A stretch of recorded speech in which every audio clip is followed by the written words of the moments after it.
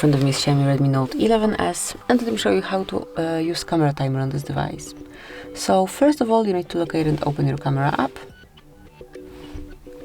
and then click on more icon and pick timer right here. So you can pick 3, 5 or 10 seconds delay.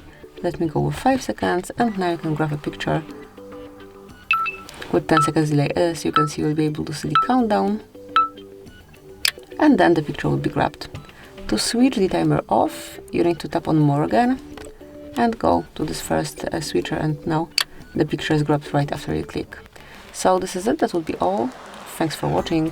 Please subscribe our channel and leave the thumbs up.